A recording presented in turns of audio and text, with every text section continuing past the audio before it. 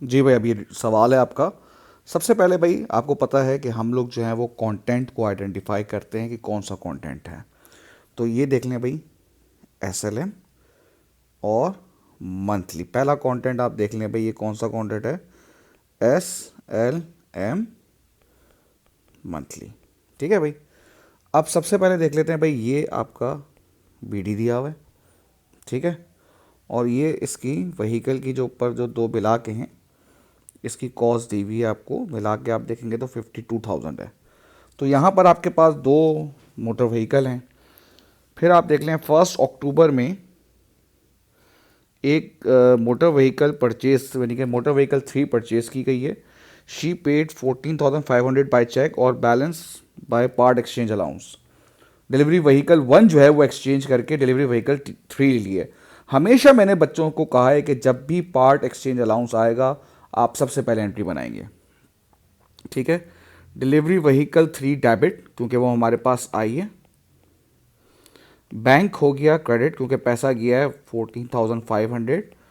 और जो part exchange allowance है उसकी वैल्यू, जो रिमेनिंग अमाउंट है वो उसकी पार्ट एक्सचेंज अलाउंस होगी, जो है यहाँ पे 11,500।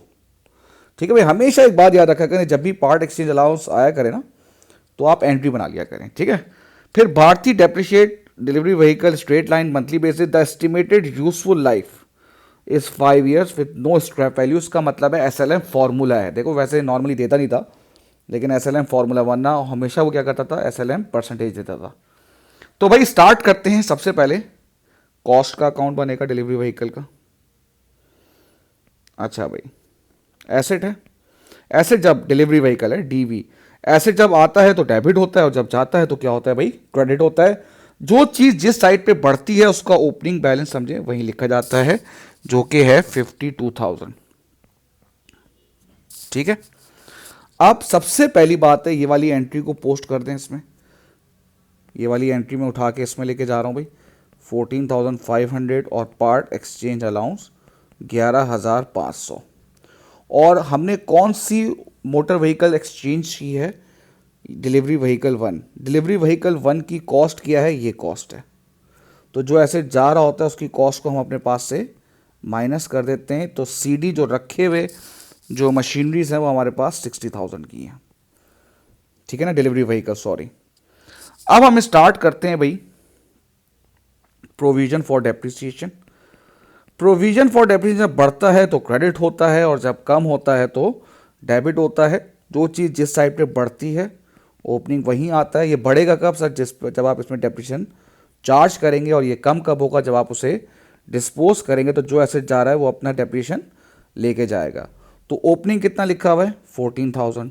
हमेशा पहला क्या करा करें आप बेटा, जो डिस्पोज किया है ना उसका प्रोविजन फॉर डेप्रिसिएशन निकाल लें। अच्छा, अब मैं हमेशा अपने बच्चों से कहता हूँ, अब क्योंकि accounting year middle of the year है तो टाइमलाइन बनेगी। ठीक है ना, फिंगर्स पे भाई खुदा के वास्ते मत कर लीजिएगा, टाइमलाइन बना के करिएगा। ठीक है ना। और वैसे भी मंथ बाय मंथ बेसिस है तो और है। तो स्टार्ट करते हैं भाई, जो मोटर व्हीकल हमने जो बेची है। ठीक है भाई। अब सबसे पहले उसका हम 1 साल का तो डेप्रिसिएशन निकाल लेते हैं। अब देखो, क्योंकि ये फॉर्मूला बेस्ड है तो भाई कॉस्ट कितनी है? जो मोटर व्हीकल बेची है उसकी कॉस्ट है 18,000, और एस्टिमेटेड लाइफ है 5। इसका मतलब है उसका एक जो साल का जो डेप्रिसिएशन होगा वो होगा 3600 बराबर। अब देखना यह है भाई, खरीदी कब थी आपने? जुलाई 2019। चलो भाई, आसान कर दिया वैसे इसने, क्योंकि जुलाई 2019 पूरा साल ही हो गया ना। ईयर एंड कब होगा भाई? जून 2020। पूरे साल का डेप्रिसिएशन लग गया? जी सर, पूरे साल का डेप्रिसिएशन लग गया 3600। ठीक है भाई। फिर आएगा जुलाई 2020 से जून 2021, ये भी पूरे साल का डेप्रिसिएशन लग गया। अब आप देखो बेटा कि उसने बेचा कब है। ये बेचा है फर्स्ट, इधर ये बेचा है। अब देख लेते हैं भाई, जुलाई 2021 और अक्टूबर, अच्छा 1 अक्टूबर है, सॉरी। तो अक्टूबर काउंट नहीं होगा, सितंबर 2021। तो जुलाई से सितंबर काउंट कर लें, जुलाई अगस्त सितंबर। इसका मतलब है 3 महीने का लगेगा। कितने महीने का लगेगा भाई? 3 महीने का। पूरे साल का कितना है? 3600। 3 महीने का कितना आएगा? 3 into 12, ये आ गया 900। तो इसको इसको इसको जब हम मिलाएंगे तो ये आपका आ जाएगा 8100। तो अब जो एसेट जा रहा है वो अपना 8100 लेके जा रहा है। अब होगा बेटा क्या?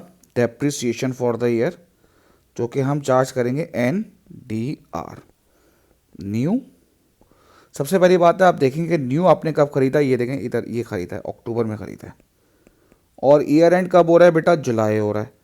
तो जो न्यू एसेट है वो कितने का है सर? वो न्यू एसेट आपने ये रहा 26,000 का लिया था। ठीक है भाई, न्यू एसेट कितने का है? 26,000। अब देखो एस्टिमेटेड लाइफ कितनी है? 26,000 डिवाइड बाय 5, तो एक साल का डेप्रिसिएशन आ रहा है इसका 5200। कितना आ रहा है भाई? डिवाइड बाय 5, ये आ रहा है 5200।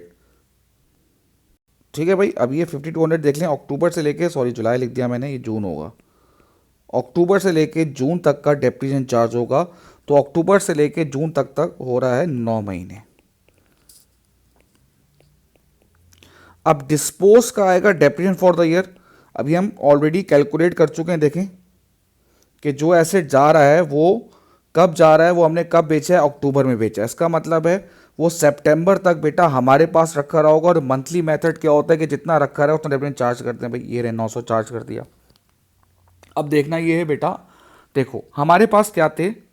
हमारे पास 2 मशीनरी थी ना। पहले इसको मैं यहाँ कर देता हूँ ताकि आपको समझ में आ जाए। हमारे पास बेटा 2 मशीनरी थी, एक थी 18,000 वाली और एक थी 34,000 वाली। ठीक है भाई, तो हमने क्या कर दी, ये वाली बेच दी। अब हमारे पास जो रखी हुई है वो ये वाली रखी हुई है रिमेनिंग में। आप ये देख सकते हैं कि जो रखी हुई है वो हमारे पास कौन सी रखी हुई है? 34,000 वाली रखी हुई है। अब इसकी एस्टिमेटेड लाइफ कितनी होगी? 5 ईयर्स होगी। तो इसका डेप्रिसिएशन फॉर द ईयर पूरे साल का कितना आ जाएगा? 6800। तो ये आप करेंगे तो 11,600 ये आ गया। अब बिल्कुल ऐसे ही जो आपका डिस्पोजल है, बहुत ही आसान है। डिस्पोजल आपको पता होना चाहिए। डिस्पोजल कैसे बनता है? जो एसेट बेचते हैं उसकी कॉस्ट यहाँ पर आती है। डिलीवरी व्हीकल 1 की कॉस्ट कितनी है? 18,000। उसका डेप्रिसिएशन यहाँ पर आता है जो कि है 8100।